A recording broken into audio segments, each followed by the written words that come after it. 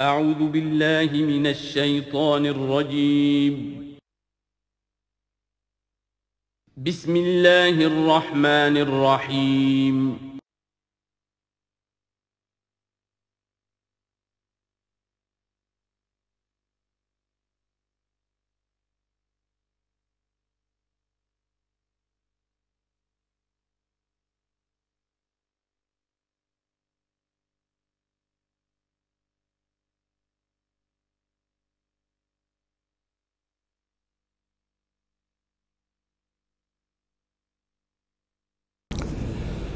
اعوذ باللہ من الشیطان الرجیم بسم اللہ الرحمن الرحیم وَإِذَا ضَرَبْتُمْ فِي الْأَرْضِ فَلَيْسَ عَلَيْكُمْ جُنَاحٌ أَن تَقْصُرُوا مِنَ الصَّلَاةِ صدق اللہ العظیم۔ اب یہ پھر کچھ شریعت کے احکام آ رہے ہیں، گویا کہ خطاب کا رخ پھر اب مسلمانوں کی طرف، اہل ایمان کی طرف۔ شریعت کے احکام، عبادات سے متعلق تفاصیل۔ اور اے مسلمانوں، جب تم زمین میں سفر کرو تو کوئی حرج نہیں ہے تم پر، کوئی گناہ نہیں ہے کہ تم کچھ کم کر لیا کرو نماز میں۔ ان خفتم ان یفتنکم الذین کفروا، اگر تمہیں اندیشہ ہو کہ تم کو نقصان پہنچائیں گے کافر۔ ان الکافرین کانوا لکم عدوا مبینا، یقیناً یہ کافر تمہارے کھلے دشمن ہیں۔ یہ ہے قصر صلاۃ، لیکن صلاۃ الخوف کی حالت میں، جنگ کی حالت میں قصر کا حکم۔ اور اس میں بھی خاص طور پر جو صورتحال تھی کہ جب حضور کے ساتھ ہوتے تھے تو اب اگر شکل یہ ہوتی کہ آدھا آدھا لشکر علیحدہ علیحدہ نماز پڑھے اور پھر حضور ایک کے ساتھ نماز پڑھے تو دوسروں کو محرومی کا احساس ہوتا۔ لہذا آپ دیکھیے کہ ایک بہت عمدہ تدبیر بتائی گئی۔ فَإِذَا كُنْتَ فِيهِمْ، تو اے نبی جب آپ بھی ان کے اندر موجود ہوں،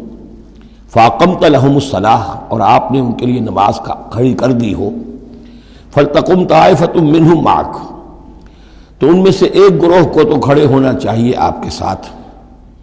وَلْيَأْخُذُوا أَسْلِحَتَهُمْ، اور جو دوسرے ہیں وہ اپنا اسلحہ لے کر وہ چاق و چوبند رہیں۔ فَإِذَا سَجَدُوا فَلْيَكُونُوا مِن وَرَائِكُمْ، تاکہ جب تم سجدہ کرو، جو حضور کے ساتھ نماز پڑھ رہے سجدے میں جائیں تو وہ دوسرا گروہ جو ہے جو نماز میں شریک نہیں ہے وہ ان کی حفاظت کرے، کھڑے رہیں ان کے پیچھے۔ وَلْتَأْتِ طَائِفَةٌ أُخْرَىٰ، اب اس کے بعد ہوتا کیا تھا کہ حضور نے ایک رکعت نماز پڑھا دی اور آپ بیٹھے رہے، دوسری رکعت کے لیے اٹھے نہیں، دوسری رکعت مسلمانوں نے خود ادا کر لی۔ اب جب انہوں نے سلام پھیر دیا چلے گئے تو جو پہلے جو تھے جنہوں اس وقت تک شریک نہیں ہوئے تھے وہ حضور کے پیچھے آ گئے۔ اب حضور نے ایک رکعت اور پڑھی تو ان کی ایک رکعت حضور کے پیچھے ہو گئی، اس کے بعد حضور نے ایک رکعت کے بعد سلام پھیر دیا، انہوں نے پھر ایک رکعت اور ادا کر لی، اس طریقے سے کہ کوئی بھی حضور کی امامت کے شرف سے اور فضل سے محروم نہ رہے۔ فَإِذَا سَجَدُوا فَلْيَكُونُوا مِن وَرَائِكُمْ وَلْتَأْتِ طَائِفَةٌ أُخْرَىٰ لَمْ يُصَلُّوا فَلْيُصَلُّوا مَعَكَ، اب وہ دوسرا گروہ کو آنا چاہیے کہ جنہوں نے ابھی نماز نہیں پڑھی تھی کہ وہ آپ کے ساتھ نماز پڑھیں۔ وَلْيَأْخُذُوا حِذْرَهُمْ وَأَسْلِحَتَهُمْ، اور ان کو چاہیے کہ وہ اپنی ڈھالیں بھی، اپنا بچاؤ بھی اور اسلحہ بھی ساتھ رکھے۔ وَدَّ الَّذِينَ كَفَرُوا لَوْ تَغْفُلُونَ عَنْ أَسْلِحَتِكُمْ وَأَمْتِعَتِكُمْ، یہ کافر تو اسی طاق میں رہتے ہیں، اسی امید میں رہتے ہیں کہ تم جیسے ہی غافل ہو جاؤ۔ وَدَّ الَّذِينَ كَفَرُوا لَوْ تَغْفُلُونَ عَنْ أَسْلِحَتِكُمْ، اپنے اسلحہ سے غافل ہو جاؤ، وَأَمْتِعَتِكُمْ، اور اپنے مال و اسباب سے، فَيَمِيلُونَ عَلَيْكُمْ مَيْلَةً وَاحِدَةً، تو وہ تم پر ایک دم ٹوٹ پڑے حملے کے اندر۔ وَلَا جُنَاحَ عَلَيْكُمْ إِن كَانَ بِكُمْ أَذًى مِّن مَطَرٍ، اور کوئی حرج نہیں ہے تم پر، کوئی گناہ نہیں ہے اگر تمہیں کوئی تکلیف ہو یا بارش کی وجہ سے کوئی صورتحال ایسی ہو، اور کنتم مرضى، یا تم بیمار ہو، ان تضعوا اسلحتکم، کہ اسلحہ تو اپنا رکھ دو، وخذوا حذرکم، لیکن صرف ڈھال لے لیا کرو کہ اچانک کوئی حملہ ہو جائے تو اگر پوری تلوار نیزہ وغیرہ سب اپنے جسم پر لگایا ہوا ہے تو نماز کا پڑھنا مشکل ہے، اور یہ کہ حالات ایسے ہیں تو اسلحہ علیحدہ رکھ دیا جائے لیکن ڈھال اپنے پاس موجود رہے، تاکہ اچانک کوئی حملہ ہو تو کم سے کم انسان کو وقت ملے کہ وہ اپنے آپ کو بچا کر اور پھر وہ اپنا اسلحہ بھی لے لے گا۔ ان اللہ اعد للکافرین عذابا مہینا، یقیناً اللہ تعالیٰ نے کافروں کے لیے ایک بہت اہانت آمیز عذاب تیار کر رکھا ہے۔ فَإِذَا قَضَيْتُمُ الصَّلَاةَ، پھر جب یہ نماز اس طریقے سے تم ادا کر لو، فاذکروا اللہ قیاما وقعودا وعلی جنوبکم، تو پھر ذکر کرو اللہ کا کھڑے ہوئے، بیٹھے ہوئے، لیٹے ہوئے، سواریوں پر چلتے ہوئے۔ وہ ذکر جو ہے وہ ذکر کثیر، وہ صرف نماز کے ساتھ نہیں ہے، بلکہ جیسے سورہ جمعہ میں آیا ہے کہ فَإِذَا قُضِيَتِ الصَّلَاةُ فَانتَشِرُوا فِي الْأَرْضِ وَابْتَغُوا مِن فَضْلِ اللَّهِ وَاذْكُرُوا اللَّهَ كَثِيرًا لَعَلَّكُمْ تُفْلِحُونَ۔ ہر حال میں جب تم اللہ کو یاد رکھو، اللہ کا ذکر کرتے رہو۔ ادعیہ معصورہ ہیں، اوراد معصورہ ہیں، اوراد مسنونہ ہیں، ان کے سے اپنی زبان کو اور اپنے ذہن کو اور قلب کو ایمان کے ساتھ تر و تازہ رکھو۔ فَإِذَا اطْمَأْنَنْتُمْ، اور جب تمہیں امن حاصل ہو جائے، یعنی یہ نماز کی یہ کیفیت جو ہے یہ صرف اس شکل میں ہوگی کہ خوف ہے، صلاۃ الخوف۔ جب تمہیں امن حاصل ہو جائے، خوف جاتا رہے، فَأَقِیمُوا الصَّلَاةَ، پھر نماز قائم کرو، جیسے کہ نماز کے قائم کرنے کے آداب ہیں، اس کی شرائط ہیں۔ ان الصلاۃ کانت علی المؤمنین کتابا موقوتا، یقیناً نماز اہل ایمان پر فرض کی گئی ہے،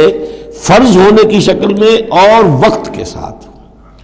اس کی فرضیت ہے اور موقوت ہے، اس کے اپنے اوقات ہیں،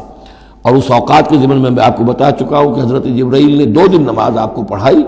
ایک دن 5 نمازیں اول وقت میں، دوسرے دن 5 نمازیں آخر وقت میں، اور بتایا کہ ان کے مابین وقت ہے۔ وَلَا تَهِنُوا فِي ابْتِغَاءِ الْقَوْمِ، اور دیکھو اس قوم یعنی اپنے دشمن کا پیچھا کرنے میں سست نہ بنو۔ اب تو یوں سمجھیے کہ جو حق و باطل کی جنگ ہے وہ آخری مرحلے کو پہنچ رہی ہے، اب آخری مرحلے پہ آ کے تھک نہ جانا۔ وَلَا تَهِنُوا فِي ابْتِغَاءِ الْقَوْمِ، ان کا پیچھا کرنے میں سست مت پڑو، ہمت نہ ہارو۔ ان تکونوا تعلمون، بڑے پیارے الفاظ ہیں، اگر تمہیں کوئی تکلیف پہنچتی ہے، الم پہنچتا ہے، بے آرامی ہے، فَإِنَّهُمْ يَعْلَمُونَ تَعْلَمُونَ، تو کیا انہیں نہیں پہنچتا؟ انہیں بھی تو تکلیف پہنچتی ہے، وہ بھی جنگ کر رہے ہیں، وہ بھی زخم کھاتے ہیں، ان کے بھی لوگ مر رہے ہیں، وہ ساری تکلیفیں انہیں بھی پہنچ رہی ہیں، دشمنوں کو بھی۔ وَتَرْجُونَ مِنَ اللَّهِ مَا لَا يَرْجُونَ، اور تم اللہ سے امیدیں رکھتے ہو جو وہ نہیں رکھتے۔ تمہیں تو جنت کی امید ہے، تمہیں اللہ سے مغفرت کی امید ہے، انہیں تو یہ بھی نہیں ہے، تو اس اعتبار سے تمہیں تو ان سے کہیں آگے بڑھ جانا چاہیے۔ جو آخری آیت تھی سورہ آل عمران کی کہ یا ایھا الذین آمنوا اصبروا وصابروا ورابطوا، ان سے تو بڑھ جانا چاہیے صبر کے اندر کہ تمہارا سہارا تو اللہ ہے، وما صبرک الا باللہ۔ ان کے تو یہ من گھڑت قسم کے دیویاں دیوتا، ان کے دل کے اندر ان کی حقیقت میں کوئی قدر و قیمت بھی نہیں ہے، پھر بھی وہ اپنے باطل معبودوں کے لیے اس طریقے سے جان جوکھوں میں ڈال رہے ہیں، تو مسلمانوں تمہیں تو اس سے 10 گنا کرنا چاہیے۔ وَلَا تَهِنُوا فِي ابْتِغَاءِ الْقَوْمِ إِن تَكُونُوا تَعْلَمُونَ فَإِنَّهُمْ يَعْلَمُونَ كَمَا تَعْلَمُونَ وَتَرْجُونَ مِنَ اللَّهِ مَا لَا يَرْجُونَ وَكَانَ اللَّهُ عَلِيمًا حَكِيمًا، اور یقیناً اللہ تعالیٰ علیم ہے اور حکیم ہے۔ اب یہ چند آیتیں آ گئیں اہل ایمان سے خطاب میں، اب پھر کچھ منافقوں کا معاملہ ایک آ رہا ہے۔ اِنَّا أَنزَلْنَا إِلَيْكَ الْكِتَابَ بِالْحَقِّ لِتَحْكُمَ بَيْنَ النَّاسِ بِمَا أَرَاكَ اللَّهُ، اے نبی ہم نے آپ پر کتاب نازل کی ہے حق کے ساتھ، تاکہ آپ لوگوں کے مابین فیصلہ کریں انصاف کے ساتھ، اور جو اللہ نے آپ کو دکھایا ہے، یعنی ایک تو کتاب دی ہے، قانون دیا ہے، ایک آپ کو بصیرت دی ہے، یہ اللہ تعالیٰ کی طرف سے بصیرت خاص۔ ظاہر بات ہے کہ ایک جج بیٹھا ہوا ہے اور جج کے پاس سامنے کتاب ہے، فائل ہے، شہادتیں ہیں، گواہیاں ہیں، اب ایک اس کی اپنی ایک چھٹی حص بھی ہوتی ہے، اس کی اپنی جو ہے ایک ججمنٹ بھی ہوتی ہے جس کو کہ وہ بروئے کار لاتا ہے، تو اس کو اللہ کہتا ہے جیسا کہ ہم آپ کو دکھاتے ہیں اس کے مطابق فیصلہ کریں۔ وَلَا تَكُن لِلْخَائِنِينَ خَصِيمًا، اور خیانت کرنے والوں کی طرف سے آپ نہ جھگڑے، یعنی ان کی طرف سے وکالت نہ فرمائیں کہ آپ کوئی اگر مسلمان ہے، کہنے کو مسلمان ہے خائن، تو اب اس کی طرفداری جو ہے آپ کو نہیں کرنی ہے۔ اس کا اصل میں ایک واقعہ ہو گیا تھا کہ ایک منافق مسلمان، اس نے کسی مسلمان کے گھر میں چوری کی، نقب لگائی، وہاں سے ایک آٹے کا تھیلا لے لیا، کچھ اسلحہ لے لیا، وہ اپنے گھر تک آیا تو وہ آٹے کی تھیلے کے اندر کہیں سوراخ تھا تو وہ آٹا گرتا گیا، تھوڑا تھوڑا وہ سارا راستہ جو ہے پتہ چل گیا کہ اس کے گھر تک سوراخ پہنچ گیا۔ پھر اسے کچھ خیال آیا کہ ممکن ہے مجھ پر شک ہو جائے، اسے پتہ نہیں تھا کہ یہ آٹا بھی میرا راز فاش کر رہا ہے۔ اس نے یہ کیا، اسی وقت جا کر ایک یہودی کے ہاں امانت رکھوا دیا، یہ سامان میری امانت ہے تمہارے پاس، لیکن وہاں بھی وہ نشان جو ہے آٹے کا وہاں بھی پہنچ گیا۔ اب اگلے روز جب تلاش ہوئی اور وہ آٹا جو گرا ہوا تھا راستے میں، اس کو دیکھ کر کھوج لگاتے ہوئے لوگ پہلے اس کے مکان پر پہنچے، اس نے صاف انکار کر دیا، تلاشی لے لی، چیز نکلی نہیں۔ اب انہوں نے دیکھا تو وہ آگے جا رہے ہیں نشان، وہ وہاں پہنچ گئے، یہودی کے ہاں برآمد ہو گیا۔ یہودی نے کہا ٹھیک ہے، یہ مال ہے، یہ رات رکھے یہاں پر حفاظت کے لیے رکھ گیا تھا۔ اب یہاں پہ جھگڑا ہو گیا کہ اس کے جو قوم کے لوگ تھے، اس کے گھرانے کے لوگ، اس منافق مسلمان کے، ان کا نہیں یہ جھوٹ بولتا ہے، یہ یہودی چور ہے۔ اب وہ یہودی کا اور مسلمان جو منافق تھا اس کا مقدمہ تھا جو حضور کے سامنے آیا، اور پوری قوم، اس کا پورا گھرانہ جو ہے، وہ قبیلہ اس کا جو ہے وہ آ گیا شور مچاتے ہوئے اور قسمیں کھاتے ہوئے، ہمارا یہ آدمی تو بہت نیک ہے، اس پر خامخواہ یہ جھوٹا الزام لگ رہا ہے، اور یہ ہے اور وہ ہے، یہاں تک کہ کچھ حضور کا دل بھی پسیجنے لگا اس شخص کے بارے میں۔ اس پر یہ آیت نازل ہوئی ہے، خیانت کرنے والے کی طرف سے آپ وکالت نہ کریں، اس کے سہارا نہ بنیں، اس کو مدد نہ پہنچائیں۔ وَلَا تَكُنْ لِلْخَائِنِينَ خَصِيمًا، اب خصیمہ بحث کرنے والا، للخائنین، علی الخائنین ہوتا تو خائنوں کے خلاف، للخائنوں کے حق میں آپ دلیل نہ دیں۔ وَاسْتَغْفِرِ اللَّهَ، اور یہ جو بھی آپ کی طبیعت میں نرمی پیدا کچھ ہو گئی تھی، اس پر اللہ سے استغفار کیجئے، ان اللہ کان غفورا رحیما، یقیناً اللہ تعالیٰ بخشنے والا اور رحیم ہے۔ وَلَا تُجَادِلْ عَنِ الَّذِينَ يَخْتَانُونَ أَنفُسَهُمْ، آپ مت جھگڑیے ان لوگوں کی طرف سے جنہوں نے کہ اپنے جانوں کے ساتھ خیانت کی ہے۔ اب ہم یہ امید لگائے بیٹھے حضور ہماری طرف سے شفاعت کریں گے، چاہے ہم نے بے ایمانیاں کی ہیں، حرام خوریاں کی ہیں، شریعت کی دجیاں بکھیری ہیں، تو حضور گویا کہ ہماری شفاعت کریں گے۔ یہاں فرمایا جائے وَلَا تُجَادِلْ عَنِ الَّذِينَ يَخْتَانُونَ أَنفُسَهُمْ، مت جھگڑیے آپ ان لوگوں کی طرف سے، ان کی طرف سے وکالت مت کیجیے۔ ان اللہ لا يحب من كان خوانا اثیما، اللہ تعالیٰ کو بالکل پسند نہیں ہے وہ لوگ کہ جو خوان ہوں، خیانت کرنے والے اور گناہ گار ہوں۔ یستخفون من الناس ولا یستخفون من اللہ، یہ لوگ شرماتے ہیں اور چھپتے ہیں لوگوں سے، اللہ سے نہیں چھپتے۔ وَهُوَ مَعَهُمْ إِذْ يُبَيِّتُونَ مَا لَا يَرْضَىٰ مِنَ الْقَوْلِ، حالانکہ جب یہ راتوں کو مشورے کرتے ہیں مسلمانوں کے خلاف، حضور کے خلاف، یہ منافقین کی بات آ رہی ہے، تو اللہ تعالیٰ ان کے ساتھ موجود ہوتا ہے۔ اگر تو ایمان ان کا ہو اللہ پر تو انہیں معلوم ہو کہ اللہ سن رہا ہے ہماری بات۔ یہ مسلمانوں سے ڈرتے ہیں، خفیہ رکھتے ہیں اپنی باتوں کو، ان بدبختوں کو یہ خیال نہیں ہے کہ اللہ وہ تو ہر وقت ہمارے پاس موجود ہے۔ وَكَانَ اللَّهُ بِمَا يَعْمَلُونَ مُحِيطًا، اور جو کچھ وہ کر رہے ہیں اللہ اس کا احاطہ کیے ہوئے ہے، یعنی اس کی پکڑ سے یہ کہیں باہر نہیں نکل سکتے۔ ہاں انتم ہؤلاء جادلتم عنہم فی الحیاۃ الدنیا، اب یہاں پہ اشارہ ہو رہا ہے وہ جو منافق مسلمان تھا، چور، اس کے جو گھرانے والے لوگ تھے کہ اے لوگوں تم نے دنیا کی زندگی میں تو ان کی طرف سے جھگڑا کر لیا، یہاں تک کہ حضور کو بھی بچلانے کی حد تک تم پہنچ گئے۔ وَمَن يُجَادِلُ اللَّهَ عَنْهُ يَوْمَ الْقِيَامَةِ، قیامت کے دن کون مجادلہ کرے گا اللہ سے؟ یہاں تم چھڑا بھی لو، حضور کو بھی فرض کیجئے، حضور نے فرمایا، یہ حدیث موجود ہے کہ میرے سامنے کوئی مقدمہ پیش ہوتا ہے تو کوئی ایک فریق زیادہ چرب زبان ہوتا ہے، اپنی بات کو پیش کرتا ہے اور میرے ہاں سے وہ غلط فیصلہ لے جاتا ہے۔ فرض کیجئے زمین کا کوئی ٹکڑا تھا اور میں نے غلط ڈگری اس کے حق میں دے دی، تو وہ سمجھ لے کہ چاہے میری عدالت سے ڈگری لے کر گیا ہے لیکن وہ جہنم کا ٹکڑا لے کر گیا ہے، زمین کا ٹکڑا لے کر نہیں گیا ہے۔ تو یہ تو معاملات ہیں کہ جو بھی عدل ہو رہا ہے، فیصلہ ہو رہا ہے، اس میں جو بھی کیسز ہیں، جو بھی گواہیاں ہو رہی ہیں، اس کے مطابق فیصلہ کر رہے ہیں۔ اب ہر وقت تو اللہ تعالیٰ کی طرف سے حضور صلی اللہ علیہ وسلم کے لیے ہر مرحلے پر تو نہیں تھا، جہاں اللہ ضروری محسوس کرتا تھا آپ کو متنبع فرما دیتا تھا۔ ہاں انتم ہؤلاء، یہ تمہیں لوگ ہو، جادلتم عنہم فی الحیات الدنیا، تم نے بہت جھگڑا کیا ان کی طرف سے، اپنے ساتھی، اپنے رشتہ دار کی طرف سے دنیا کی زندگی میں۔ فمن یجادل اللہ عنہم یوم القیامہ، تو کون ہے جو اللہ سے جھگڑا کر سکے گا ان کی جانب سے قیامت کے دن؟ ام من یکون علیہم وکیلا، یا کون ہوگا جو اس کا کارساز بن سکے گا، ان کا وکیل بن سکے گا؟ وَمَن يَعْمَلْ سُوءًا أَوْ يَظْلِمْ نَفْسَهُ، اور جو کوئی بری حرکت کرے گا یا اپنے اوپر ظلم ڈھائے گا، ثُمَّ يَسْتَغْفِرِ اللَّهَ، اور پھر اللہ سے استغفار کرے گا، يَجِدِ اللَّهَ غَفُورًا رَحِيمًا، وہ اللہ کو پائے گا غفور الرحیم۔ سیدھی روش ہے، غلطی ہو گئی، خطا ہو گئی، مان لو، جو دنیاوی سزا ہے وہ بھگت لو، اللہ سے استغفار کرو، آخرت کی سزا سے چھٹکارا مل جائے۔ اب اس سے بھی آگے ہے معاملہ، وَمَن يَكْسِبْ إِثْمًا فَإِنَّمَا يَكْسِبُهُ عَلَى نَفْسِهِ، جو کوئی بھی کوئی گناہ کماتا ہے وہ اپنی جان پر وبال لیتا ہے۔ وَكَانَ اللَّهُ عَلِيمًا حَكِيمًا، اللہ تعالیٰ علیم اور حکیم ہے۔ وَمَن يَكْسِبْ خَطِيئَةً أَوْ إِثْمًا ثُمَّ يَرْمِ بِهِ بَرِيئًا، اور یہ معاملہ تو بہت بڑھ کر ہے کہ کسی نے کوئی گناہ کمایا، کوئی خطا کی، کوئی غلطی کی، کوئی جرم کیا، پھر اس کی تہمت لگا دی ایسے شخص پر جو بری ہے۔ یہودی تو بری تھا، اس کو سزا دلوانے کے لیے سب تل گئے۔ تو ثم یرمی بہ بریئا، جو بری ہے اس سے، اس کا کوئی تعلق نہیں، اس کا اس میں کوئی گناہ میں حصہ نہیں، فقد احتمل بہتانا و اسما مبینا، تو اس نے تو اپنے سر پر بہت بڑا طوفان اور بہت کھلا کھلا گناہ کا بوجھ لے لیا ہے۔ ولولا فضل اللہ علیک، اب یہ حضور سے خطاب ہو رہا ہے کہ اس معاملے میں اگر اللہ تعالیٰ نے بروقت آپ کو مطلع نہ کر دیا ہوتا، ولولا فضل اللہ علیک ورحمتہ لہمت طائفۃ منہم ان یضلوک، تو ان میں سے ایک گروہ ان منافقین میں سے وہ تو اس کے اوپر تل گیا تھا کہ آپ کو گمراہ کر دے، یعنی آپ سے غلط فیصلہ کروا لے، عدالت محمدی سے ظلم ہو جائے، اور وہ جو اصل میں مجرم نہیں تھا، بے گناہ جو ہے یہودی، اس کو پکڑ لیا جائے۔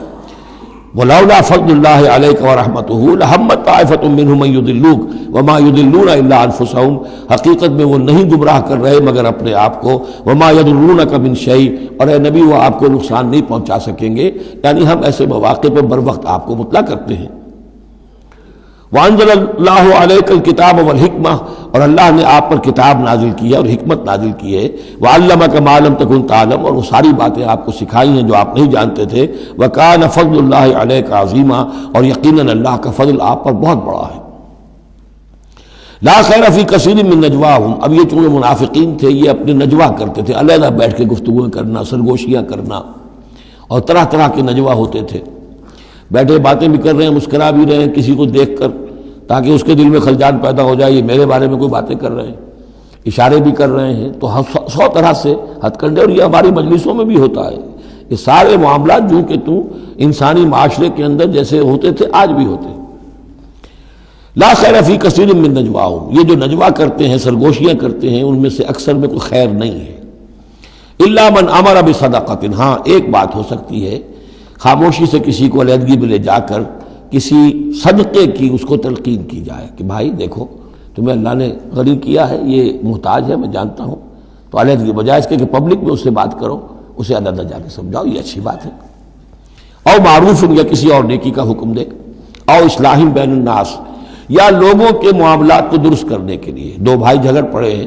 تو کرنا پڑتا ہے یہ کہ ایک سے جا کر بات سنیے، پھر اس کی بات جو ہے اس کو اچھی شکل میں پیش کیجئے دوسرے بھائی کے پاس کہ آپ کو مغالطہ ہوا، انہوں نے یہ بات یوں نہیں کہی تھی، یوں کہی تھی،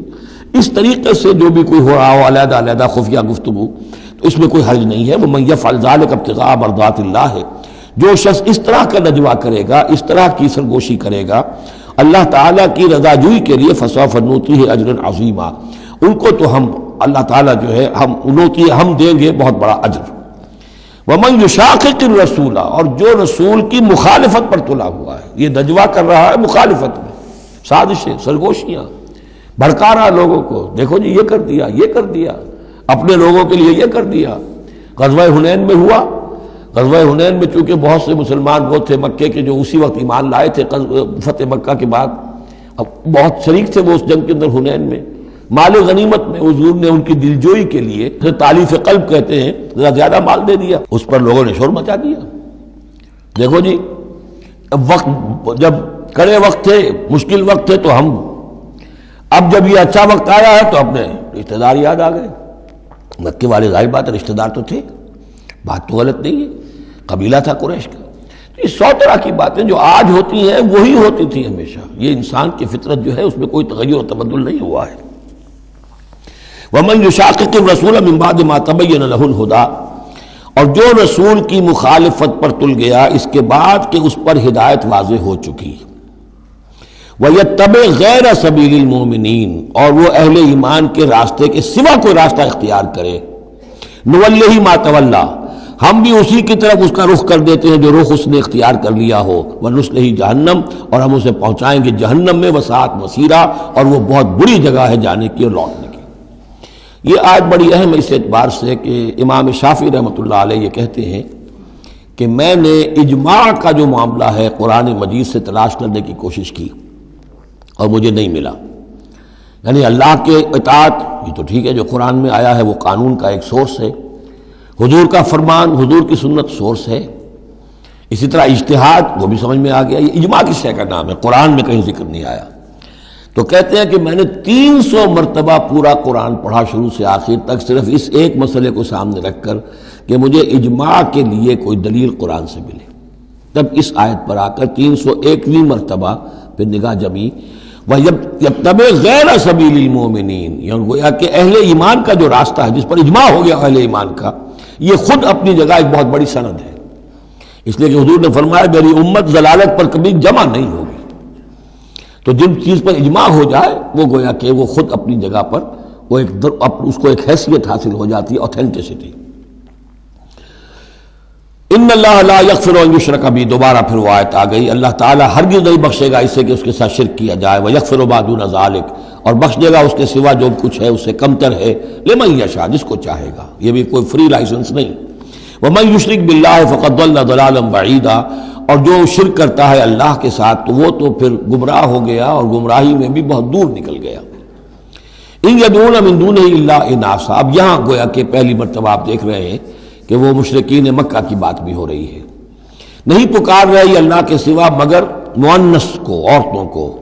اس لیے کہ ان کی دیویاں جو ہیں لات، عزا، منات، لات الہ کی مؤنث ہے، لات، لا اور لات، اور عزا العزیز کا مؤنث ہے، العزیز، العزا، منات، یہ سب جو ہے فیمنن نیمز ہیں۔ ان یدعون من دونہ الا اناثا، نہیں پکار رہے وہ مگر یہ فیمیل ڈیٹیز کو، وَإِن يَدْعُونَ إِلَّا شَيْطَانًا مَرِيدًا، اور نہیں پکار رہے یہ مگر در حقیقت شیطان کو پکار رہے ہیں، لات کا کوئی وجود نہیں، منات کا کوئی وجود نہیں، ہاں شیطان ضرور ہے جو ان کی پکار سن رہا ہے۔ لعنہ اللہ، اللہ نے اس پر لعنت فرما دی ہے، وقال، اور اس نے بھی یہ کہا ہے، لَأَتَّخِذَنَّ مِنْ عِبَادِكَ نَصِيبًا مَفْرُوضًا، اے اللہ میں تیرے بندوں میں سے ایک تو مقرر حصہ تو لے کر ہی چھوڑوں گا، مجھ کو تو اپنے ساتھ جہنم میں پہنچاؤں گا، ہم تو ڈوبے ہیں صنم، ان کو بھی لے ڈوبیں گے، ان کو بھی ہم نے چھوڑنا نہیں ہے۔ لعنہ اللہ وقال لأتخذن من عبادک نصیبا مفروضا ولأضلنہم، میں تو لازماً ان کو بہکاؤں گا، ولأمنینہم، ان کے دلوں میں بڑی امیدوں کے چراغ روشن کروں گا، بڑے برائٹ کیریئرز ہیں، اس میں بڑی بڑی تمنائیں ہیں، آرزویں ہیں، لگے رہو اسی کام کے اندر، پھر امانیہ ہیں، اللہ بخشی دے گا، اللہ، ہم تو اللہ کے رسول کے امتی ہیں، ہمیں خوف کس بات کا ہے، ہم تو اللہ کے بیٹے ہیں، اس کے بڑے چہیتے ہیں، ہمیں کس کا خوف ہے۔ اور پھر یہ کہ امیدیں بڑی بڑی، طول عمل جس کو کہتے ہیں، دنیا کے لمبے لمبے منصوبے۔ وَلَأُضِلَّنَّهُمْ وَلَأُمَنِّيَنَّهُمْ وَلَآمُرَنَّهُمْ، اور میں انہیں حکم دوں گا، فَلَيُبَتِّكُنَّ آذَانَ الْأَنْعَامِ، پھر میرے حکم سے یہ چوپایوں کے کان چیر دیں گے۔ تو میں بتا چکا ہوں سورہ انعام میں یہ باتیں ساری آئیں گی، فلاں کے نام پر ایک اونٹ کو اس کے کان چیر کر جو ہے آزاد کر دیا، اب اسے کوئی چھیڑ نہیں سکتا، اس کا گوشت نہیں کھایا جا سکتا، اس پر سواری نہیں ہو سکتی، فلاں بت کے یا فلاں ڈیٹی کے نام پر اس کو جو ہے چھوڑ دیا گیا ہے۔ وَلَآمُرَنَّهُمْ، اور میں پھر انہیں حکم دوں گا، فَلَا يُغَيِّرُنَّ خَلْقَ اللَّهِ، وہ اللہ کے خلق میں تبدیلی کریں گے۔ اب جو کچھ آپ دیکھ رہے ہیں کہ مردوں میں عورتوں کے سے انداز، عورتوں میں مردوں کے سے انداز اختیار کرنا، یہ سارا جو کچھ ہو رہا ہے اور اب جو ہو رہا ہے وہ تو یہ سمجھیے جینیٹکس جو ہے، اور اس میں اللہ کی تخلیق میں اب انسان اس جگہ پہنچ گیا ہے کہ وہ اپنا اختیار استعمال کر رہا ہے۔ اللہ کی تخلیق، اس کی سپیشیز بنائی ہوئی، اس کی جینز، اب انسان جو ہے اس کے ذریعے سے وہ سارا معاملہ جو آج پہنچا ہوا ہے بڑے ایک عجیب حد تک پہنچ گیا ہے کہ اللہ کی بنائی ہوئی چیزوں کے اندر تغیر و تبدل کیا جائے۔ وَمَنْ يَتَّخِذِ الشَّيْطَانَ وَلِيًّا مِنْ دُونِ اللَّهِ فَقَدْ خَسِرَ خُسْرَانًا مُبِينًا، اور جس شخص نے بھی اللہ کو چھوڑ کر شیطان کو اپنا ولی بنا لیا، فَقَدْ خَسِرَ خُسْرَانًا مُبِينًا، تو وہ تو بہت کھلے خسارے میں اور تباہی میں مبتلا ہو گیا۔ یعدہم ویمنیہم، وہ ان سے وعدے بھی کرتا ہے، انہیں امیدیں بھی دلاتا ہے، شیطان جس کو ہم کہتے ہیں سبز باغ دکھاتا ہے۔ وما یعدہم الشیطان الا غرورا، اور نہیں وعدہ کرتا ان سے شیطان مگر دھوکے کا، وہ اپنے کسی وعدے کو پورا نہیں کر سکتا۔ اولئک مأواہم جہنم، یہ وہ لوگ ہیں کہ جن کا ٹھکانہ جہنم ہے، ولا یجدون عنہا محیصا، اور پھر وہ وہاں سے فرار کی کوئی جگہ نہیں پائیں گے، وہاں سے بھاگنے کا کوئی راستہ نہیں پائیں گے۔ والذین آمنوا، وہی سائملٹینیس کنٹراسٹ، اب دوسری طرف اہل ایمان کی شان کیا ہوگی؟ والذین آمنوا وعملوا الصالحات، جو لوگ ایمان لائیں اور نیک عمل کریں، سندخلہم جنات تجری من تحتہا الانہار، انہیں ہم عنقریب داخل کریں گے باغات میں جن کے نیچے نہریں بہتی ہوں گی، خالدین فیہا ابدا، جس میں وہ ہمیشہ ہمیشہ رہیں گے۔ وعد اللہ حقا، اللہ کا یہ وعدہ حق ہے، درست ہے، سچ ہے۔ ومن اصدق من اللہ قیلا، اور اللہ سے بڑھ کر کس کی بات سچی اور زیادہ ہو سکتی ہے؟ کون ہو سکتا ہے اپنے قول میں زیادہ سچا اللہ سے؟ لیس بامانیکم ولا امانی اہل الکتاب، اب یہاں پھر رخ پڑ رہا ہے مسلمانوں کی طرف۔ اے مسلمانوں، نہ تمہاری خواہشات پر کوئی شے موقوف ہے، نہ اہل کتاب کی خواہشات پر۔ تب بھی آ گئی کہ تمہارے اندر بھی یہ خواہشات پیدا ہو جائیں گی، وشفل تھنکنگ پیدا ہو جائیں گی، شفاعت کے دھوکے پر تم حرام خوریاں کرو گے، سب کچھ کرو گے، وہی جو کچھ انہوں نے کیا تم بھی کرو گے۔ لیکن جان لو کہ اللہ کا قانون جو ہے غیر متبدل ہے، وہ بدلے گا نہیں۔ لیسا بامانیکم، نہ تمہاری خواہشات سے، وشفل تھنکنگ سے، تمہاری امانی سے، تمہاری تمناؤں سے کچھ ہوگا، ولا امانی اہل کتاب، نہ اہل کتاب کی امانی سے۔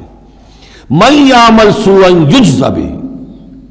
جو کوئی برا کام کرے گا اس کی جزا اسے مل کر رہے گی۔ بہت سخت الفاظ ہیں یہ،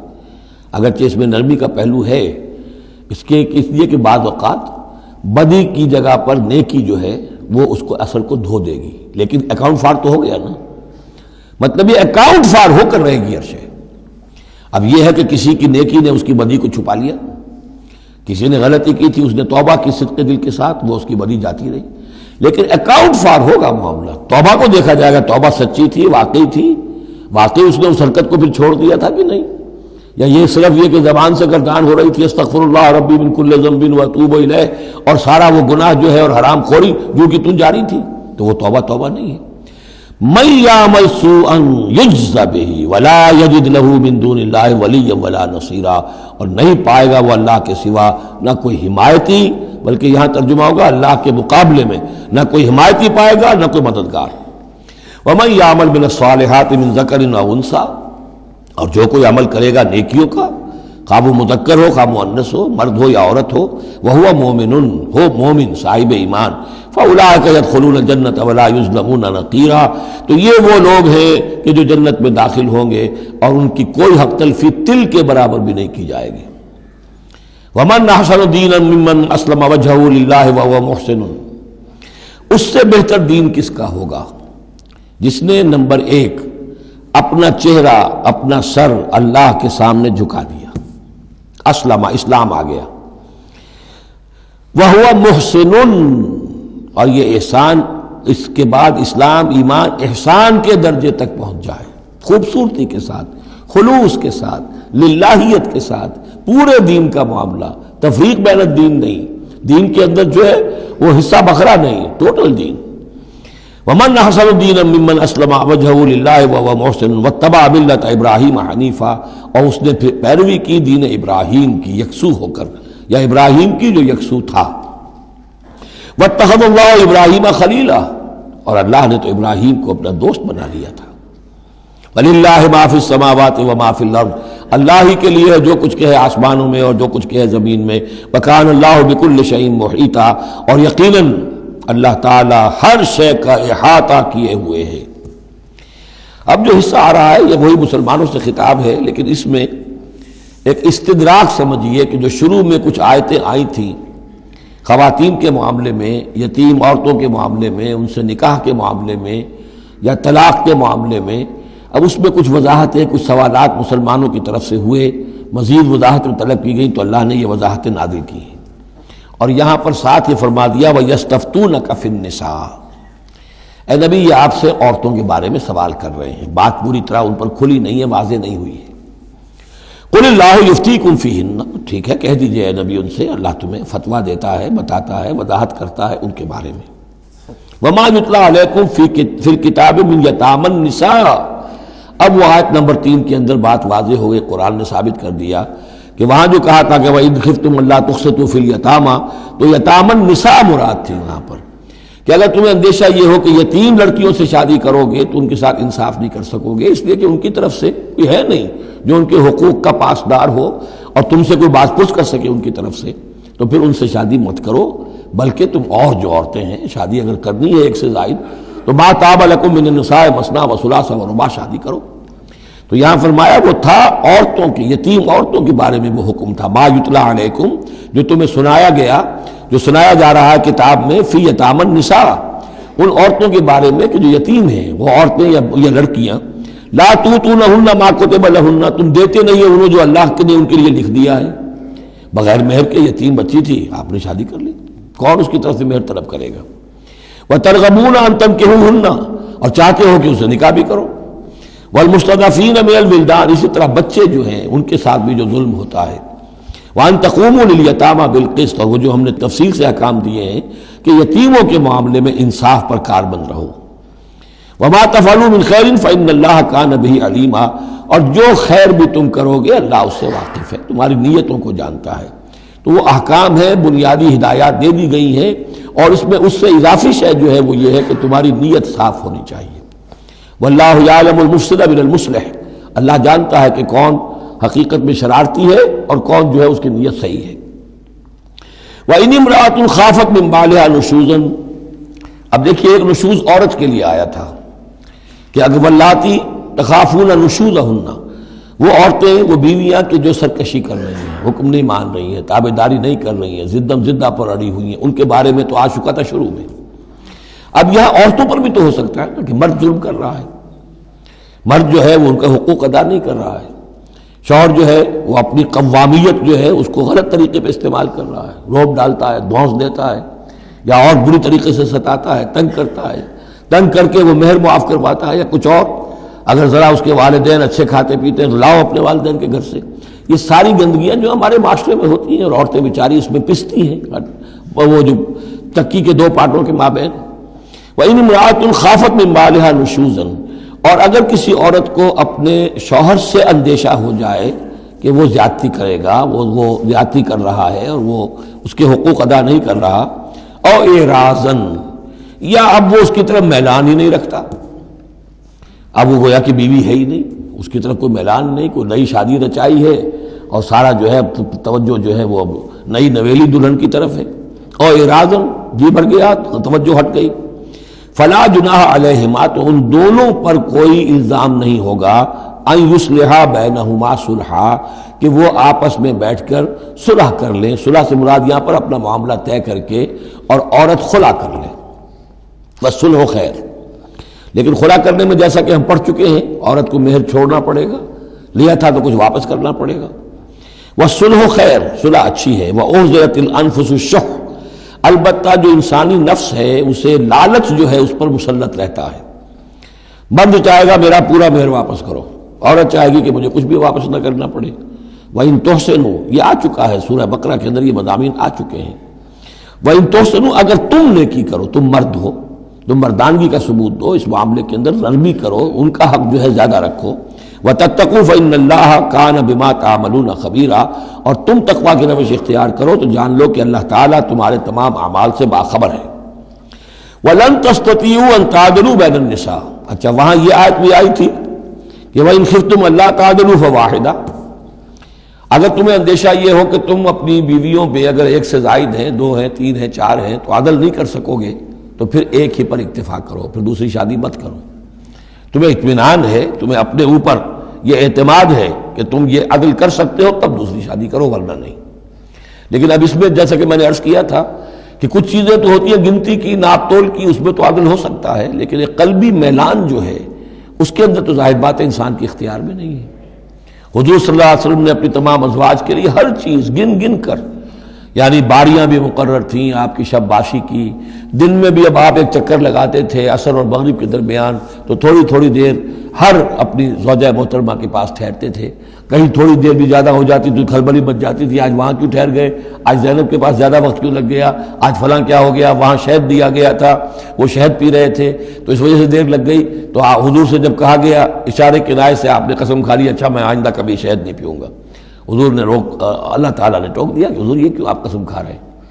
لما تحرم ما احل اللہ لک تبتغی مرضات ازواجک۔ تو یہ چیزیں جو ہوتی ہیں انسانی معاشرے میں، بہرحال بہت بہتر معاملہ تھا، بہت بہتر تھا حضور کی ازواج مطہرات کا آپس میں، لیکن یہ کہ بالکل ظاہر بات ہے کہ کچھ نہ کچھ تو شوق جو ہوتا ہے اس کے کوئی نہ کوئی اثرات تو ہوتے ہیں، یہ عورت کی فطرت ہے، وہ اس کے اندر اختیار میں نہیں ہے۔ تو یہ چیزیں جو ہے فرمایا کہ اگر تم وَلَن تَسْتَطِيعُوا أَن تَعْدِلُوا بَيْنَ النِّسَاءِ، تمہارے لیے ممکن ہی نہیں ہے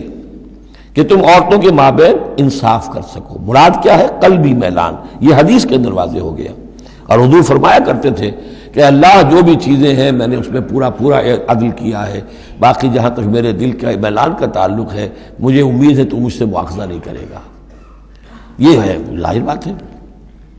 لیکن اگر تم چاہو بھی تو تم عدل نہیں کر سکتے۔ وَلَن تَسْتَطِيعُوا أَن تَعْدِلُوا بَيْنَ النِّسَاءِ وَلَوْ حَرَصْتُمْ، چاہے تم کتنے حریص ہو اس کے نہیں کر سکتے۔ فَلَا تَمِيلُوا كُلَّ الْمَيْلِ، تو ایسا نہ ہو کہ ایک کی طرف پورے کے پورے جھک جاؤ، میلان، میل، کل المیل، ایک ہی کی طرف پورا میلان ہو جائے، فَتَذَرُوهَا كَالْمُعَلَّقَةِ کہ دوسری بیوی معلق ہو کر رہ جائے، اب نہ وہ شوہر والی ہے اور نہ آزاد ہے، اس سے کوئی تعلق ہی نہیں۔ وَإِن تُصْلِحُوا وَتَتَّقُوا اگر تم اصلاح کر لو اور تقوی کی روش اختیار کرو، فَإِنَّ اللَّهَ كَانَ غَفُورًا رَحِيمًا تو اللہ تعالیٰ بھی غفور الرحیم ہے۔ وَإِن يَتَفَرَّقَا اب یہ بہت اہم موضوع ہے کہ ہمارے ہاں طلاق کے بارے میں جو یہ مشہور ہو گیا صحیح ہے، ان ابغض الحلال عند اللہ الطلاق، یہ حلال چیزوں میں سب سے زیادہ اللہ کو ناپسند جو ہے وہ طلاق ہے، لیکن اسے کفر کے درجے تک پہنچایا ہوا ہے۔ لڑائی چل رہی ہے، جھگڑا چل رہا ہے، مزاجوں میں موافقت نہیں ہے، ایک دوسرے کو کوس رہے ہیں، دن رات کا جھگڑا ہے، طلاق نہیں دینی، یہ احمقانہ طرز عمل ہے، بالکل احمقانہ، شریعت کی منشا کے بالکل خلاف۔ یہاں آپ دیکھیں کہ ایک طرح کی ترغیب ہے طلاق کی، ترغیب۔ وَإِن يَتَفَرَّقَا اب اگر وہ متفرق ہو جائیں، علیحدہ ہو جائیں، سیپریشن جو آپ استعمال کرتے ہیں، سیپریٹ ہو جائیں، یغنی اللہ کلا من سعتہ اللہ دونوں کو اپنی کشادگی کشائش سے غنی کر دے گا۔ ہو سکتا ہے اس عورت کو بھی کوئی بہتر رشتہ مل جائے کہ جو اس سے اس کی سب مزاجی موافقت رکھنے والا ہو، اور اس شوہر کو بھی اللہ تعالیٰ کوئی بہتر بیوی دے دے کہ جس کے اور اس کے درمیان جو ہے مزاج کے اندر موافقت پیدا ہو جائے۔ تو یہ کہ عدم موافقت ہے، لڑتے رہنا ہے، دنگا فساد ہے، لیکن یہ کہ وہ طلاق نہیں دینی ہے، یہ ہندوانہ اثرات ہیں ہم پر نمبر ایک، اور دوسرے عیسائیانہ اثرات ہیں۔ عیسائیت میں بھی طلاق حرام ہے، اس لیے کہ قانون اصل میں شریعت، انجیل میں شریعت اور قانون تو ہے ہی نہیں، لیکن جو حضور نے فرمایا ان ابغض الحلال عند اللہ الطلاق، ایسی ہی کوئی بات حضرت مسیح نے فرمائی کہ طلاق اگر بلا وجہ کوئی شخص طلاق دے دیتا ہے تو یہ ایسا ہی ہے، فرض کیجئے کہ اب وہ عورت جو ہے اس کی وہ بے سہارا رہ گئی، ہو سکتی ہے کہ اس کا آوارہ ہو جائے، تو گویا کہ اب اس کی گناہ کا وبال اس پر ہوگا کہ جس نے اسے طلاق دی ہے، بلا سبب طلاق دے دی۔ اب وہ عورت جو ہے اگر اس کی شادی اور نہیں ہوئی تو اس کی آوارگی کا امکان موجود ہے۔ تو اس کو سمجھنا چاہیے کہ یہ اخلاقی تعلیم تھی، یہ قانونی تعلیم نہیں تھی۔ قانونی تعلیم تو وہی ہے کہ جو تورات کے اندر ہے، آپ حضور حضرت مسیح فرما کر گئے ہیں کہ یہ نہ سمجھو کہ میں قانون کو ختم کرنے آیا ہوں، موزائک لا جو ہے حضرت موسیٰ کی شریعت وہ تم پر نافذ رہے گی، لاگو رہے گی، عائد رہے گی۔ تو قانون قانون ہے اور اس کے ساتھ اخلاق کی تعلیم ہوتی ہے، اس کو انہوں نے قانون بنا دیا، نتیجہ یہ ہوا جب تک بیوی کے اوپر آپ بد کرداری کا الزام ثابت نہ کر دیں آپ طلاق نہیں دے سکتے، لہذا وہ 100 طریقے کر کے پہلے اسے بد کردار بناتے ہیں اور پھر اس کا ثبوت لیتے ہیں، تب جان چھڑاتے ہیں، ورنہ جان چھوڑ نہیں سکتی۔ تو یہ سارا کا سارا معاملہ جو ہے شریعت کے اندر تو جو صحیح راستے رکھ دیے گئے ہیں ان کو اگر چھوڑا جائے گا تو پھر غلط راستے اختیار کرنے پڑیں گے۔ تو ایک ہندوانہ اثرات جو ہمارا پس منظر ہے، اور ایک جدید تہذیب کے جس پر عیسائیت کا غلبہ ہو گیا تھا، ان کے ہاں کے اثرات کی وجہ سے یہ طلاق کا معاملہ ہمارے ہاں تقریباً کفر بنا دیا لوگوں نے۔ وَإِن يَتَفَرَّقَا يُغْنِ اللَّهُ كُلًّا مِّن سَعَتِهِ اگر وہ علیحدہ ہو جائیں، نہیں مزاجوں کی موافقت ہو رہی، وَكَانَ اللَّهُ وَاسِعًا حَكِيمًا اللہ بڑی وسعت رکھنے والا ہے، بڑی سمائی رکھنے والا ہے، اس کے خزانے بڑے وسیع ہیں، حکیم ہے، حکمت والا ہے، اس کا ہر حکم جو ہے وہ حکمت پر مبنی ہے۔ وَلِلَّهِ مَا فِي السَّمَاوَاتِ وَمَا فِي الْأَرْضِ اللہ ہی کا ہے جو کچھ کہ ہے آسمانوں میں اور جو کچھ کہ ہے زمین میں۔ وَلَقَدْ وَصَّيْنَا الَّذِينَ أُوتُوا الْكِتَابَ مِن قَبْلِكُمْ وَإِيَّاكُمْ أَنِ اتَّقُوا اللَّهَ اور دیکھو مسلمانوں جو تم سے پہلے تھے انہیں بھی ہم نے وصیت کی تھی، جنہیں کتاب دی تھی، اور اب تمہیں بھی وصیت یہی ہے کہ اللہ کا تقوی اختیار کرو، اصل شے ہے تقوی، ورنہ شریعت جو ہے اس کا بھی مذاق بن جائے گا۔ اسی لیے حضور کا جو خطبہ ہے بہت مشہور، عام جمعوں میں آپ سنتے بھی ہوں گے، اوصیکم ونفسی بتقوی اللہ، مسلمانوں میں تمہیں بھی وصیت کرتا ہوں اور اپنے نفس کو بھی وصیت کرتا ہوں کہ اللہ کا تقوی اختیار کریں۔ قوا انفسکم واہلیکم نارا، بچاؤ اپنے آپ کو اور اپنے اہل و عیال کو آگ سے۔ تو یہ تقوی جو ہے، وَلَقَدْ وَصَّيْنَا الَّذِينَ أُوتُوا الْكِتَابَ مِن قَبْلِكُمْ تم سے پہلے جن کو کتاب دی گئی تھی انہیں بھی ہم نے وصیت کی تھی، وَإِيَّاكُمْ اور سن لو تم بھی کان کھول کر، تمہیں بھی یہ وصیت ہے، أَنِ اتَّقُوا اللَّهَ کہ اللہ کا تقوی اختیار کرو۔ وَإِن تَكْفُرُوا اگر تم نہ مانو گے، فَإِنَّ لِلَّهِ مَا فِي السَّمَاوَاتِ وَمَا فِي الْأَرْضِ تو جو کچھ بھی ہے آسمانوں میں اور جو کچھ بھی ہے زمین میں وہ اللہ ہی کا ہے۔ وَكَانَ اللَّهُ غَنِيًّا حَمِيدًا اور اللہ تعالیٰ تو غنی ہے، اپنی ذات میں خود ستودہ صفات ہے۔ وَلِلَّهِ مَا فِي السَّمَاوَاتِ وَمَا فِي الْأَرْضِ، اور آسمان اور زمین میں جو کچھ ہے وہ اللہ کا ہے. وَكَفَى بِاللَّهِ وَكِيلًا، اور اللہ کافی ہے کارساز ہونے کے اعتبار سے. عورت بھی یہ سمجھے میرا کارساز اللہ ہے. یہ شوہر جو میرا ہے یہ ظلم کر رہا ہے، میرے ساتھ انصاف نہیں کر رہا ہے، تو میں اسے تعلق منقطع کروں. اللہ بہتر میرے لیے کوئی راستہ پیدا کر دے گا. اللہ کارساز ہے. اسی طریقے سے مرد بھی یہ سمجھے کوئی عورت ہے دین کے معاملے میں نہیں اس کے ساتھ تعاون کر رہی ہے، وہ دین کا کام کرنا چاہتا ہے، تو آخر یہ نہیں ہے کہ سمجھا جائے کہ ہر صورت عورت سے تو نباہ کرنا ہے چاہے اللہ سے بغاوت ہو جائے. یہ تو کوئی بات نہ ہوئی. ہر چیز کو رکھنا ہے اپنے مقام پر. ان یشاء یذہبکم ایھا الناس، اے لوگوں کیا سمجھتے ہو تم، اللہ چاہے تو تم سب کو لے جائے، ختم کر دے. ویات بآخرین، اور لوگوں کو پیدا کر دے. تمہاری کوئی حیثیت نہیں اللہ کے مقابلے میں، نفس واحد کی طرح ہو. جب چاہے اللہ تعالیٰ تم سب کو نسیہ منسیہ کر دے. وَكَانَ اللَّهُ عَلَىٰ ذَلِكَ قَدِيرًا، اور یقیناً اللہ تعالیٰ اس چیز پر قادر ہے. مَنْ كَانَ يُرِيدُ ثَوَابَ الدُّنْيَا فَعِندَ اللَّهِ ثَوَابُ الدُّنْيَا وَالْآخِرَةِ، جو کوئی بھی دنیا کا ثواب چاہتا ہے، ساری بھاگ دوڑ محنت دن رات کی کوشش دنیا کمانے میں، اور پیسہ اور دولت اور جائیداد اور ترقی، عہدوں میں ترقی، اور اپنی اور زندگی کے اور ان چیزوں کے اندر لگے ہوئے ہیں سارے دن ساری رات. عند اللہ ثواب الدنیا والآخرہ، اللہ کے پاس تو ثواب دنیا کا بھی آخرت کا بھی ہے.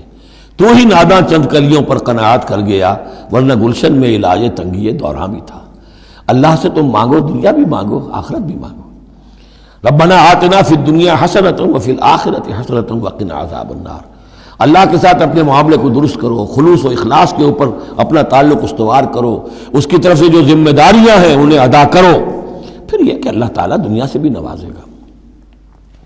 من کان یرید ثواب الدنیا فعند اللہ ثواب الدنیا والآخرہ وکان اللہ سمیعا بصیرا، اور اللہ تعالیٰ سب کچھ سننے والا اور دیکھنے والا ہے. اب جو آیت آ رہی ہے وہ پھر عظیم ترین آیات میں سے قرآن مجید کی. یا ایھا الذین آمنوا کونوا قوامین بالقسط شہداء للہ ولو علی انفسکم او الوالدین والاقربین ان یکن غنیا او فقیرا فاللہ اولی بہما فلا تتبعوا الہوی ان تعدلوا وان تلووا او تعرضوا فان اللہ کان بما تعملون خبیرا. اے اہل ایمان کھڑے ہو جاؤ عدل کو قائم کرنے کے لیے پوری قوت کے ساتھ. سورہ آل عمران میں ہم نے کیا پڑھا تھا؟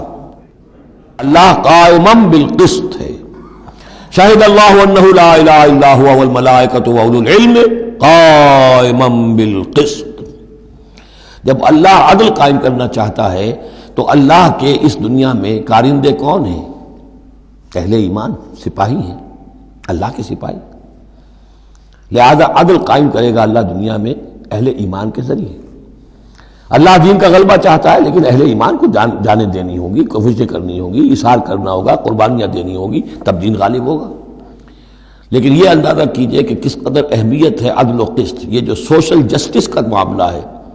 جتنا زور اسلام نے دیا ہے بدقسمتی سے آج کا ہمارا مذہبی طبقہ اتنا ہی اس سے بے بہرا، سرے سے انہیں پتہ ہی نہیں کہ سوشل جسٹس کی بھی کوئی اہمیت اسلام میں ہے. قانون کی اہمیت ہے، تعزیرات کی اہمیت ہے، چور کا ہاتھ کاٹو اس کی اہمیت تو معلوم ہے، لیکن یہ کہ اس نظام کو درست کرو، ظلم ختم کرو، ایکسپلائٹیشن ختم کرو. یہ سرمایہ دار جس طریقے سے خون چوس رہے ہیں اور چوس چوس کر جیسے مچھر پھول جاتا ہے ہمارا خون پی کر، اس طرح وہ پھولے ہوئے ہیں. آخر یہ پورا نظام درست کرو نا. یہ مشین جو ہے، یہ پورا نظام جو ہے جس میں کہ ڈسٹریبیوشن آف ویلتھ جو ہے اس کا نظام غلط ہے. ایک ایسی چکی ہے کہ آٹا پیس کر ایک طرف ڈالتی ہے دوسری طرف ڈالتی ہی نہیں. ایک طرف بھوک ہے، کاد الفقر ان یکون کفرا، یہ فقر جو ہے یہ تو کفر تک انسان کو پہنچا دیتا ہے. پہلے وہ نظام قائم کرو جس میں عدل ہو، جس میں ضمانت دی گئی ہو کہ ہر شخص کی، ہر شہری کی بنیادی ضروریات کی کفالت ہے جو نظام خلافت کے اندر ہے. پھر کوئی چوری کرے تو ہاتھ کاٹو، ضرور کاٹو، لیکن یہ ہے کہ قانون تو ہمیں معلوم ہے. بحالات موجودہ آپ وہ قانون نافذ کر دیجیے، فائدہ ہوگا حرام خوروں کو، بلیک مارکیٹیوں کو، جنہوں نے کہ حرام خوری سے دولت جمع کی ہوئی ہے. چور کا ہاتھ کٹے گا تو وہ پھر پاؤں پھیلا کے سوئیں گے، انہیں ڈر کائے کا رہا،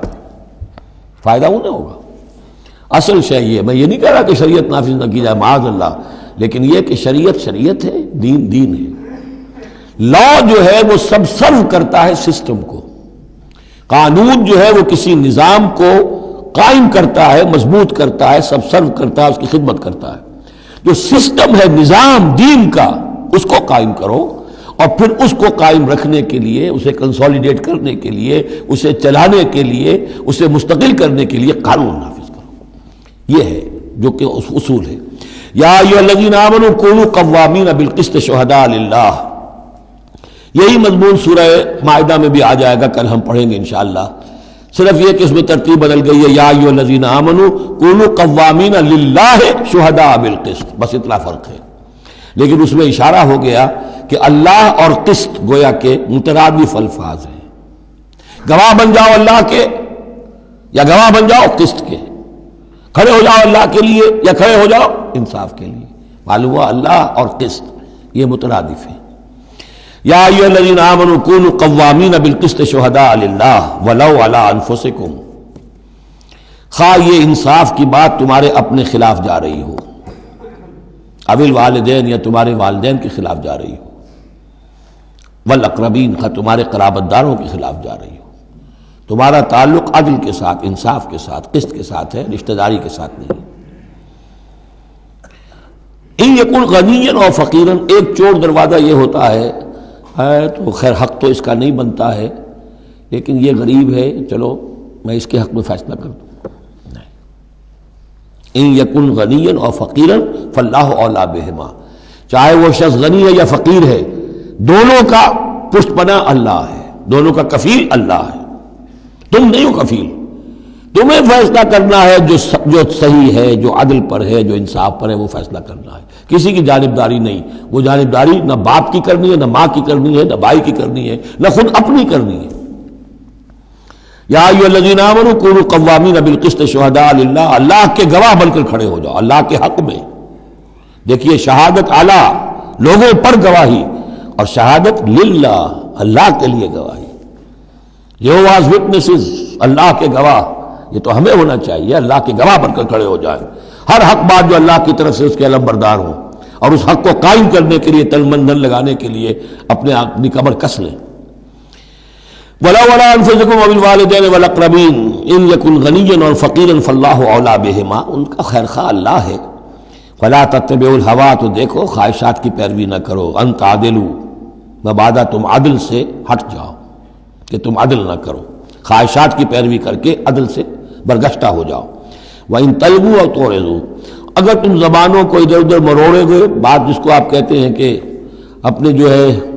اپنے الفاظ جو ہیں ان کو انسان جو ہے چوئنگ یور ورڈز، تو اس طریقے سے کہ بات کہنا بھی چاہتے ہیں کہہ بھی نہیں پا رہے ہیں، حق بات جو ہے زبان سے نکالنا نہیں چاہتے، غلط بات نکل نہیں رہی ہے۔ ان تلووا او تعرضوا، یا تم اعراض کرو گے، بچ جاؤ گے، منہ موڑ لو گے، فإن اللہ کان بما تعملون خبیرا، تو اللہ تعالیٰ جو کچھ تم کر رہے ہیں اس سے پوری طرح باخبر ہے، اللہ بے خبر نہیں ہے۔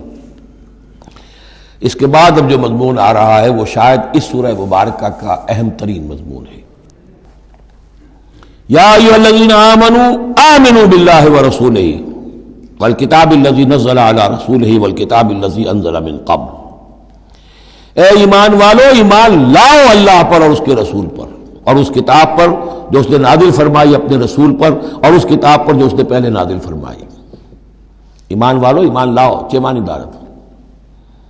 ایک ایمان ہے اقرار باللسان، وہ تو تمہیں حاصل ہے، وہ تمہیں موروثی طور پر حاصل ہو گیا، مسلمان ماں باپ کے گھر میں پیدا ہو گئے، وہ ایمان مل گیا۔ یا یہ کہ اس وقت پورا قبیلہ اسلام لا رہا ہے، ان میں پکے بھی تھے، کوئی کچے بھی آ گئے، انہوں نے بھی کہا اشہدو ان لا الہ الا اللہ اشہدو ان محمد رسول اللہ، وہ ایمان ایک درجے میں تو حاصل ہو گیا۔ اس لیے ہم پڑھ چکے ہیں کہ کوئی تمہیں اگر راستے میں ملا ہے اور وہ اپنا اسلام ظاہر کرتا ہے، آپ کہہ نہیں سکتے کہ تم مومن نہیں ہو۔ تو ایمان کا ایک درجہ تو وہ ہے، قانونی درجہ ہے، کہ جس نے کہا اشہدو ان لا الہ الا اللہ واشہدو ان محمد رسول اللہ، وہ مومن ہے۔ لیکن کیا حقیقی ایمان یہی ہے؟ نہیں، ایمان کیا ہے؟ یقین قلبی۔ یا ایھا الذین آمنوا آمنوا باللہ ورسولہ، ایمان لاؤ اللہ پر۔ اب ہم ترجمہ کریں گے، یوں کہیں گے ایمان لاؤ اللہ پر جیسے کہ ایمان لانے کا حق ہے، مانو رسول کو جیسے کہ ماننے کا حق ہے، اور یہ اسی وقت ادا ہوگا جب اللہ اور اس کے رسول پر ایمان دل میں کھب گیا ہو، جیسے صحابہ کے بارے میں فرمایا گیا سورہ حجرات میں، وَلَٰكِنَّ اللَّهَ حَبَّبَ إِلَيْكُمُ الْإِيمَانَ وَزَيَّنَهُ فِي قُلُوبِكُمْ، اللہ نے ایمان کو تمہارے نزدیک محبوب بنا دیا، اسے تمہارے دلوں میں کھبا دیا ہے۔ اور کچھ لوگوں کے بارے میں فرمایا قالت الاعراب آمنا قل لم تؤمنوا ولكن قولوا اسلمنا ولما يدخل الايمان في قلوبكم، یہ بدو دعویٰ کر رہے ہیں ہم ایمان لے آئے، اے نبی ان سے کہہ دیجئے تم ہرگز ایمان نہیں لائے ہو، ہاں یوں کہہ سکتے ہو کہ ہم مسلمان ہو گئے، اسلام لے آئے ہیں، ہم نے سر تسلیم خم کر دیا، ہم نے اطاعت قبول کر لی، لیکن ابھی تک ایمان تمہارے دلوں میں داخل نہیں ہوا ہے۔ اصل ایمان وہ ہے جو دل میں داخل ہو جائے، اقرار باللسان و تصدیق بالقلب۔ لیکن یہاں بھی اصل میں جو ہے روئے سخن کن کی طرف ہو رہا ہے؟ منافقین کی طرف ہو رہا ہے۔ وہ ایمان تو لائے تھے لیکن وہ ایمان نہیں تھا۔ یا ایھا الذین آمنوا آمنوا باللہ ورسولہ والکتاب الذی نزل علی رسولہ، قرآن کے لیے لفظ نزل، والکتاب الذی انزل من قبل، اور تورات کے لیے انزل، اور اس کتاب پر بھی جو پہلے نازل کی گئی تھی۔ وَمَن يَكْفُرْ بِاللَّهِ وَمَلَائِكَتِهِ، جو کوئی کفر کرے گا اللہ کا اور اس کے فرشتوں کا، وَكُتُبِهِ اور اس کی کتابوں کا، وَرُسُلِهِ اور اس کے رسولوں کا، وَالْيَوْمِ الْآخِرِ اور قیامت کے دن کا، فَقَدْ ضَلَّ ضَلَالًا بَعِيدًا، تو وہ تو گمراہ ہو گیا اور گمراہی میں بہت دور نکل گیا۔ یہ آیتیں سب کی سب بہت ہی اہم ہیں اور بڑی گہری ہیں۔ ان الذین آمنوا ثم کفروا ثم آمنوا ثم کفروا ثم ازدادوا کفرا لم یکن اللہ لیغفر لهم ولا لیہدیہم سبیلا بشر المنافقین بان لهم عذابا الیما۔ دیکھیے یہ منافقت کا معاملہ کیا تھا؟ یہ ایسا نہیں تھا کہ ایک ہی دن میں آدمی منافق ہو گیا۔ ایک تو تھے وہ جو شعوری منافق تھے، جو فیصلہ کر کے، جو ہم سورہ آل عمران میں پڑھ آئے ہیں، صبح ایمان کا اعلان کریں گے، شام کو ہم پھر کافر ہو جائیں گے، مرتد ہو جائیں گے، تو معلوم ہوا ایمان انہیں نصیب ہوا ہی نہیں،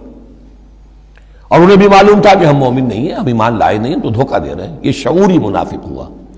غیر شعوری منافق کون سے ہوتے تھے؟ کہ جو آئے تو تھے، کوئی دل میں دھوکہ دینے کی نیت نہیں تھی، انہیں اندازہ نہیں تھا کہ یہ، وہ سمجھتے تھے پھولوں کی سیج ہے، نکلا وہ کانٹوں بھرا بستر۔ اب انہیں قدم قدم پہ رکاوٹ ہے، وہ ارادہ، وہ پختگی نہیں ہے، ایمان کی وہ گہرائی نہیں ہے کہ ہر کے بعد آباد جو ہو سو ہو۔ ان کا کیا ہوتا ہے، کچھ دو قدم چلے، کچھ پیچھے ہٹ گئے، کچھ چھٹک گئے، کچھ چلے، کچھ ہمت کی، کچھ رک گئے۔ نتیجہ یہ ہوتا ہے کہ اب لوگ ان کے ڈانٹ ڈپٹ کرتے، تم کیا کرتے ہو؟ تو اب انہوں نے کیا کیا، جھوٹے بہانے بنانے شروع کیے، اور پھر آخری درجہ جھوٹی قسمیں کھانی شروع۔ خدا کی قسم یہ مجبوری تھی، اس لیے میں رک گیا تھا، تم سمجھتے ہو کہ میں جہاد میں نہیں جانا چاہتا تھا، تم ایسا گمان تو نہ کرو، مجھے یہ مجبوری ہو گئی تھی، میری بیوی مر رہی تھی، میں کیسے جا سکتا تھا، وغیرہ وغیرہ، جھوٹی قسمیں۔ تو یہ جو ہے معاملہ ایمان اور کفر کا، یہ یوں چلتا رہتا ہے۔ اگرچہ اوپر جو ہے وہ پردہ تو ایمان کا ہے، کافر تو وہ ہوا ہی نہیں، اسلام لے آیا تھا، مومن ہے، اور وہ ارتداد کا اس نے اعلان نہیں کیا، لیکن ابھی ایمان کی طرف آیا، پھر کفر کی طرف گیا، پھر ایمان کی طرف آیا، پھر کفر کی طرف گیا۔ یہ مذبذبین بین ذالک، اوسیلیشن جو ہے یہ ہوتی رہتی ہے۔ اور اس کی بہترین مثال کیا ہے، کبھی اگر کسی کو آپ نے دریا میں، کسی تالاب میں ڈوبتے دیکھا ہو،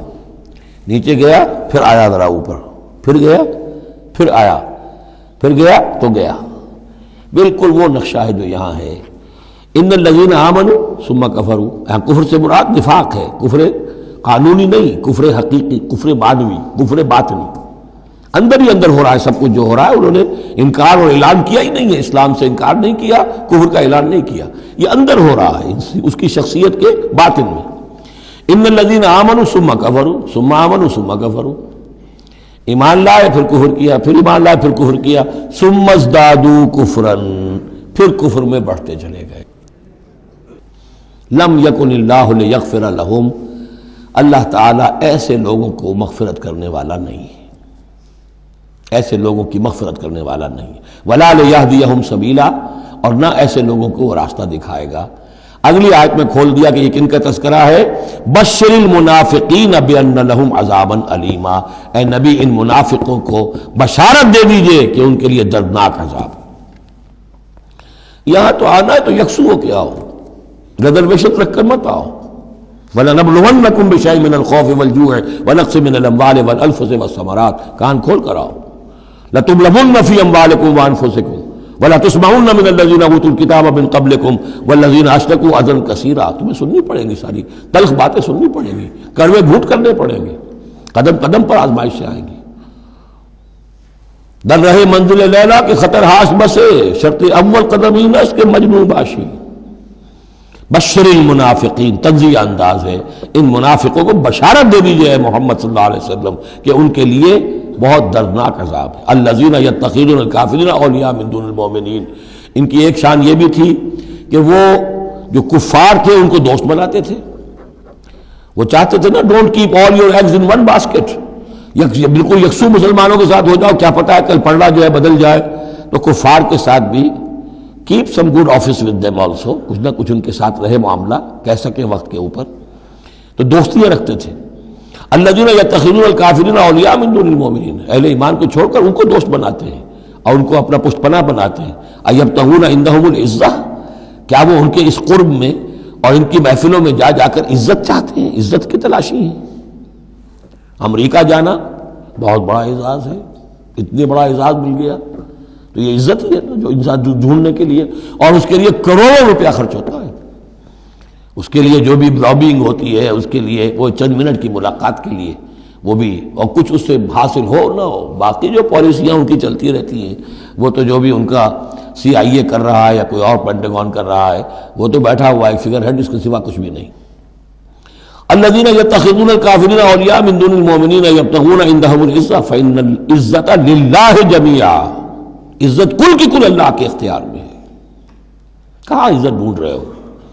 وقد نزل علیکم فی الکتاب، اور یہ بات تم پر نازل کی جا چکی ہے کتاب میں، یہ سورہ انعام کی آیت نمبر 68 ہے، جس میں روکا گیا مسلمانوں کو کہ جب تم دیکھو کہ کافر لوگ جو ہیں استہزاء کر رہے ہیں، قرآن کا مذاق اڑا رہے ہیں، تو کم سے کم یہ ہے، اب مکے کی آیت ہے وہ، اس وقت مسلمانوں میں اتنا زور تو نہیں تھا کہ ان کو چپ کر سکتے زبردستی، لیکن یہ کم سے کم یہ کرو کہ وہاں بیٹھو مت، وہاں سے چلے جاؤ، احتجاجاً جو ہے وہاں سے رخصت ہو جاؤ، پھر وہاں بیٹھو نہیں۔ اگر بیٹھے رہو گے تو ہو سکتا ہے تمہاری غیرت کے اندر کچھ کمی آتی چلی جائے، تمہاری جو حس جو ہے وہ پھر کند پڑ جائے۔ تو اسی کا حوالہ دیا جا رہا ہے، وقد نزل علیکم، اللہ اتار چکا ہے تم پر فی الکتاب، اسی کتاب میں قرآن میں، ان اذا سمعتم آیات اللہ یکفر بہا، جب تم سنو کہ اللہ کی آیات کا کفر کیا جا رہا ہے، وہ یستہزأ بہا، اور ان کا مذاق اڑایا جا رہا ہے، فلا تقعدوا معہم، تو ان کے ساتھ مت بیٹھو، حتی یخوضوا فی حدیث غیرہ، یہاں تک کہ پھر وہ کسی اور بات میں لگ جائیں، پھر دوبارہ آ جاؤ، کوئی حرج نہیں، کوئی اور بات ہے، اس لیے کہ بہرحال ان کو کوئی نے تبلیغ کرنی ہے، ان سے گفتگو کرنی ہے، تعلق منقطع نہیں کرنا، لیکن جب وہ یہ حرکت کر رہے تب ان کے قریب مت بیٹھو۔ انکم اذا مثلہم، اگر تم بھی بیٹھے رہو گے اس وقت اسی حالت میں ان کے ساتھ، تو پھر تم بھی ان جیسے ہو جاؤ گے۔ ان اللہ جامع المنافقین والکافرین فی جہنم جمیعا، یقیناً اللہ تعالیٰ جمع کر کے رہے گا منافقوں کو بھی اور کافروں کو بھی جہنم میں، سب کو۔ الذین یتربصون بکم، وہ جو تمہارے لیے ایک انتظار کی حالت میں ہیں، دیکھنا چاہتے ہیں، دیکھیے